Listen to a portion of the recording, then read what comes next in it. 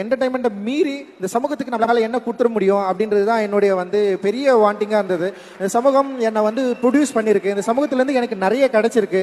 அதில் இன்பங்கள் நிறைய இருக்குது, துன்பங்கள் நிறைய இருக்குது, நிறைய படிப்பினைகள் இருக்குது. ஸோ இது நான் அப்சர்வ் பண்ணியிருக்கேன். இந்த அப்சர்வ் பண்ணதை நான் ஆர்ட்டாக மாற்றி நான் ஒரு சினிமாவாக நான் உங்ககிட்ட கொடுக்குறேன். நிச்சயமாக இந்த சினிமா உங்களுக்குள்ள இருக்கிற அந்த உணர்வு எழுச்சியை டச் பண்ணும் அப்படின்னு நான் நினைக்கிறேன். டச் பண்றது மூலமாக இந்த சினிமா சில விஷயங்களை விவாதங்களை உண்டு பண்ணும், சில கேள்விகளை உருவாக்கும். அந்த கேள்விகளை பதிலை தேடுறது மூலமாக வரலாற்றில் நம்ம மறந்த நிறைய கேள்விகளுக்கான பதிலை நம்ம பெற முடியும் அப்படின்னு நான் நம்புறேன். அதுதான் என்னுடைய சினிமாவா நம்புறேன், அதுதான் என்னோட ஸ்ட்ரென்த்தா நம்புறேன். ஏன்னா என்னுடைய பாலிடிக்ஸ் தான் நான், அது இல்லைன்னா நான் கிடையாது, அது இல்லைன்னா நான் இங்க கிடையாது.